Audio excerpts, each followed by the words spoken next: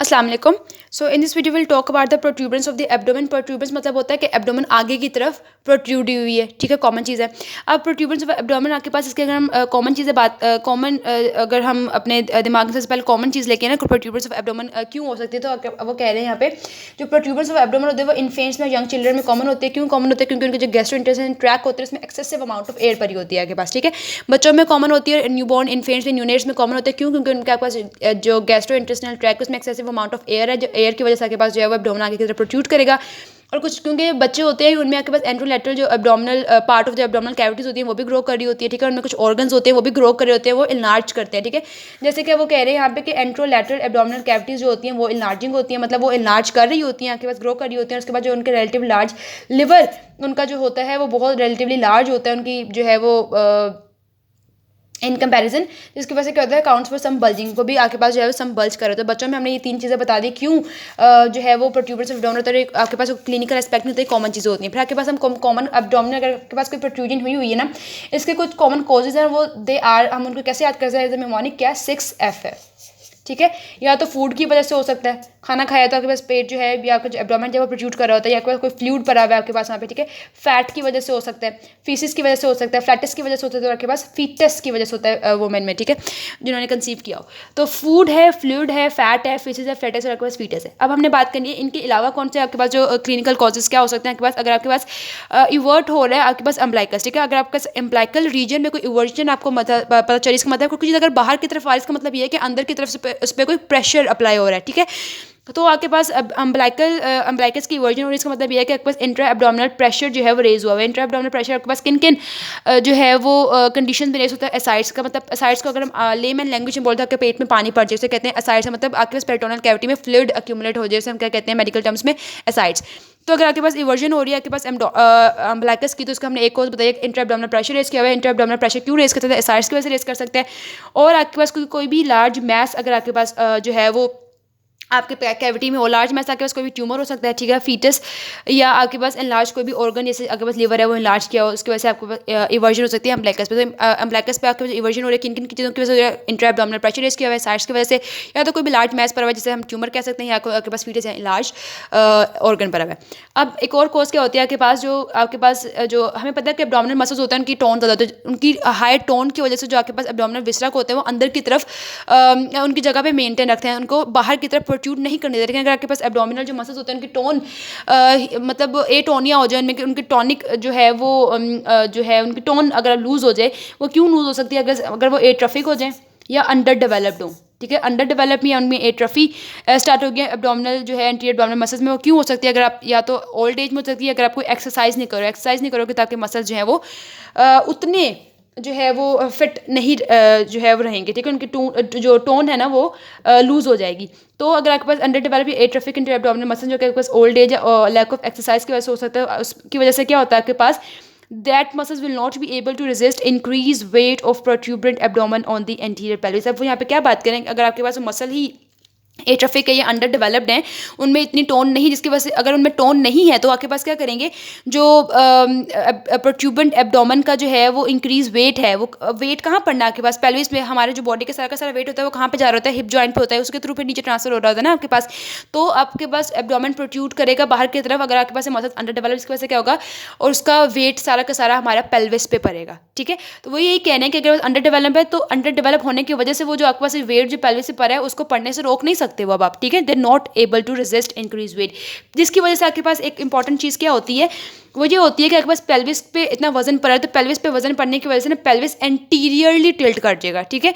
Pelvis anteriorly जब tilt किया ना, तो आपके पास क्या होता है, जब प्यूबिस बोन होती है ना हमारे पास, प्यूबिक बोन, वो आपके पास नीचे की तरफ जो है वो डिसेंड कर जब वो पीछे नीचे की तरफ जाएगी, तो हमें पता है पीछे आपके पास आइलिक बोन्स होती है ना, आइलिक बोन्स का क्या, सेक्रम अटैच हुई, सेक्रो आइलिक जॉइंट, तो सेक्रम ऊपर की तरफ जाएगी, ठीक है। प्यूबिस ने नीचे की तरफ जाना है, सेक्रम ने ऊपर की तरफ जाना है, इसकी वजह से आपके पास लोडोसिस ऑफ लंबर रीजन, मतलब लंबर रीजन में एक्सट्रीम कनकेविटी हो जाती है। अगर आप पीछे से देखो तो बटक्स वाले रीजन बाहर की तरफ आपको ज़्यादा प्रोमिनेंट नजर आएंगे, और जो लंबर रीजन में आपके पास स्पाइन थी ना, कुछ ज़्यादा ही अंदर की तरफ पीछे से धस जाएगी, जिसे हम कहते हैं कनकेविटी हो गई है, बहुत ज़्यादा कनकेव आपको लंबर रीजन अगर पीछे से देखोगे तो लगे, जिसे हम कहते हैं lordosis of the lumbar region, ठीक है। तो पेल्विस एंटीरियरली टिल्ट करेगा at the hip joint when standing, जब आप खड़े होगे तो पेल्विस एंटीरियरली टिल्ट कर जाएगा हिप जॉइंट पे, प्यूबिस नीचे की तरफ डिसेंड करेगा और सेक्रम असेंड करेगा, जिसकी वजह से आपके पास लॉर्डोसिस हो जाएगी लंबर रीजन की, ठीक है। तो जो प्रोट्यूबरेंस है उसका ये क्लिनिकल फीचर था। फिर हमने एब्डोमिनल हर्नियास के बारे में बात की। हमें पता है एब्डोमिनल हर्नियास जो होता है हमारे पास most commonly anterolateral abdominal wall पे होते हैं, ठीक है। हमने हमेशा सुना है कि पोस्टीरियर एब्डोमिनल वॉल पे कोई हर्निया नहीं है, मोस्टली कहाँ पे हो रहा है, एंट्रोलैटरल एब्डोमिनल वॉल में। और क्यों होता है, क्योंकि अगर आपके पास कोई पोटेंशियल साइट ऑफ वीकनेस अगर आपके पास एब्डोमेन में पड़ी है ना, अगर आपके पास एब्डोमेन में कोई पोटेंशियल साइट ऑफ वीकनेस है उसके वॉल में, ऑब्वियस है तभी हर्निया होगा। और पोटेंशियल साइट ऑफ वीकनेस कैसे होती है, अगर आपके पास एब्डोमिनल वॉल पे उस साइड पे अगर आपके पास कोई वेजल जो है वो उसको पियर्स कर रही है या स्पर्मेटिक कॉर्ड पियर्स कर रहा है, तो ऑब्वियसली कोई होल होता है जिसकी वजह से आपके पास उस एरिया में वीकनेस जो है वो क्रिएट होती है। और वीकनेस के थ्रू आपके पास क्या होता है, कोई भी जो इंट्रा एब्डोमिनल जो कॉन्टेंट्स होते हैं उस एरिया के थ्रू बाहर की तरफ प्रोट्रूड करते हैं, ठीक है। तो यहीं पे बात हो रही है कि most abdominal hernias most commonly anterolateral abdominal wall में होते हैं, और दे अकर वेयर एवर समथिंग, या आपके पास जो वेजल्स या स्पर्मेटिक कॉर्ड वगैरह जो पियर्स कर रही होती है एब्डोमिनल वॉल को, and the cause potential weakness, आपके पास पोटेंशियल वीकनेस हो जाती है।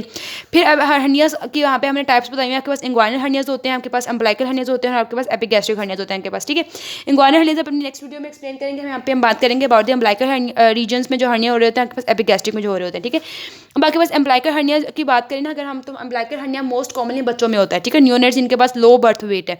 एम्बलाइकल हर्नियाज किस में होता है, बच्चों में होता है जिनके पास बर्थ वेट कम है, बर्थ वेट कम है और मतलब बर्थ वेट भी कम है और न्यूनेट्स में हो रहा है। इसका क्या लॉजिक है कि अगर आपके पास देखो आपके पास क्या होता है, अम्बलाइकल कॉर्ड होती है, ठीक है। आफ्टर बर्थ हम अम्बलाइकल को है वो क्या करते हैं, कट करके उसको लाइगेट कर देते हैं ना, लेकिन उसको लाइगेट जब हमने किया, लेकिन अगर वो कंप्लीटली उसने आपके पास एंटीरियर एब्डोमिनल वॉल को क्लोज नहीं किया, मतलब ठीक है उसमें कोई भी अब आपके पास पेटेंसी रह गई है अगर आपके पास वहाँ पे, तो आपके पास anterior abdominal wall completely close नहीं होगी। जब आपके पास anterior abdominal wall completely close नहीं हुई है, इसका मतलब ये है कि वहाँ पे आपके पास एक पोटेंशियल साइट ऑफ वीकनेस है।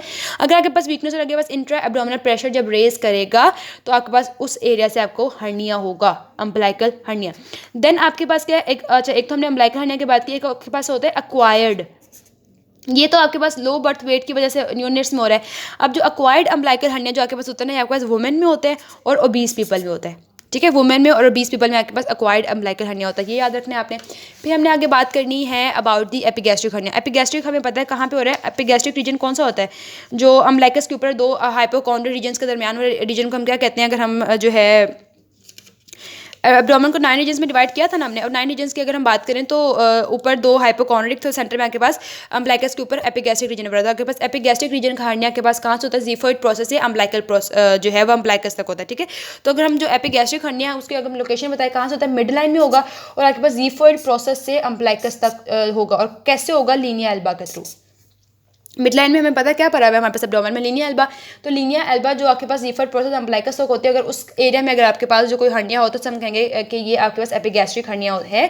और एपिगैस्ट्रिक हर्निया के कॉन्टेंट्स में सिर्फ और सिर्फ फैट होती है, ठीक है, लोब्यूल्स ऑफ फैट ही मिलेंगे आपको। और आपके पास अगर कोई भी नर्व कंप्रेस हो जाएगी ना तो आपके पास ये बहुत ज़्यादा पेनफुल हो जाता है, ठीक है। फिर आपके पास एक हर्निया होता है जिसे हम कहते हैं स्पैगेलियन हर्निया, जो कि आपके पास सेमी ल्यूनर लाइंस होती हैं उनके थ्रू होता है, और ये भी ओल्ड एज में होता है 40 ईयर्स आफ्टर 40 ईयर्स, और ये भी ओबेसिटी की वजह से होता है, ठीक है। तो एपिगैस्ट्रिक हर्निया के बारे में आपको मैंने बताया स्पैगेलियन हर्निया के, स्पैगेलियन मीन्स आपके पास सेमी ल्यूनर लाइंस के थ्रू जो है वो प्रोट्रूजन हो रही है, और आपके पास ओल्ड एज में होता है और ओबेसिटी की वजह से होता है, ठीक है।